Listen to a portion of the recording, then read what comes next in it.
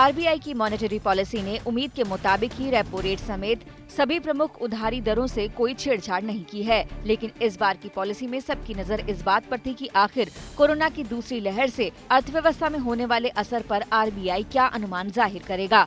अपने बयान में आरबीआई गवर्नर ने दोहराया कि देश की विकास दर 2021-22 में दोहरे आंकड़ों में रहेगी। Upside risks, however, come from number one, the vaccination programs being speeded up and increasingly extended to wider segments of the population. Second, the gradual release of pent-up demand. And third, the investment enhancing and growth supportive reform measures taken by the government.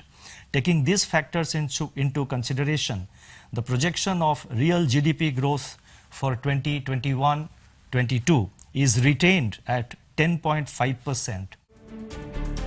हालांकि RBI को इस बात की दुविधा है कि दूसरी लहर का कहर सुधार की रफ्तार पर कितना असर डाल सकता है।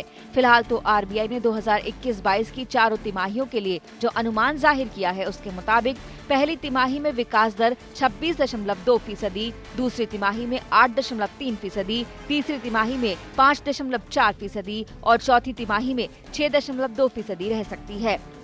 कोरोना की दूसरी लहर को बेअसर करने के लिए आरबीआई ने भरोसा दिया है, इसके लिए जब तक जरूरी हो उदार रुख को बरकरार रखा जाए। अर्थव्यवस्था पर कोविड-19 के असर को कम करने के प्रयास जारी रहेंगे। इसके लिए आरबीआई सिस्टम में नकदी की सप्लाई बनाए रखेगा, जिससे उत्पादन से जुड़े उद्योगों को आसानी से कर्ज मिल सके। आरबीआई ने मैन्युफैक्चरिंग, सर्विसेज और बुनियादी ढांचा क्षेत्रों की कंपनियों की मांग में तेजी बने रहने की उम्मीद जताई है, लेकिन दूसरी ओर कोविड-19 संक्रमण के मामले बढ़ने से ग्राहकों का भरोसा कमजोर हुआ है, जो खपत आधारित भारतीय अर्थव्यवस्था के लिए बड़ा झटका साबित हो सकता है। हालांकि आरबीआई की दुविधा वाजिब भी है। दरअसल हाल ही में आई केयर रेटिंग की रिपोर्ट के मुताबिक महाराष्ट्र में लगाए गए मिनी लॉकडाउन से 40,000 करोड़ के नुकसान की आशंका जताई गई है।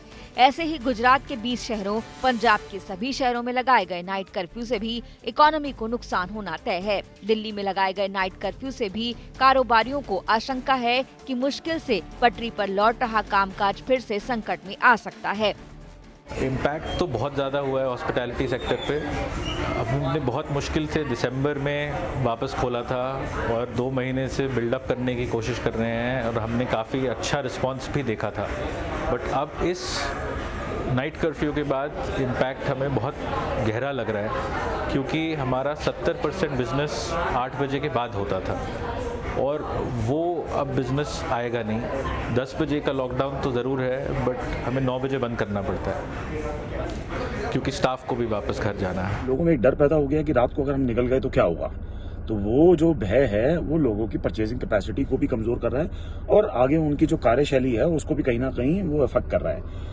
तो मैं ये देखता हूँ कि रेस्टोरेंट इंडस्ट्री, क्योंकि खाने पीने का काम जो है वो रात को ही ज़्यादा रहता है, क्योंकि लोग रात को ही बाहर निकलते हैं, रात को ही खाने का शौक रखते हैं और बाहर जाकर खाने के लिए वो रात का समय ही प्रेफर करते हैं। तो वो इम्पैक्ट पड़ेगा, इकोनॉमी के ऊपर भी इम्पैक्ट पड़ेगा और रेस्टोरेंट इंडस्ट्री के ऊपर भी इम्पैक्ट पड़ेगा।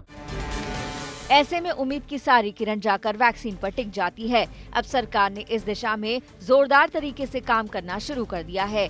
सरकार जल्द ही कंपनियों के कैंपस में वैक्सीनेशन की मंजूरी दे सकती है। जाहिर है कोरोना को रोकने के लिए अब वैक्सीन ही इकलौता विकल्प नजर आ रहा है और इसके सहारे ही इकोनॉमी को कोरोना से बचाया जा सकता है।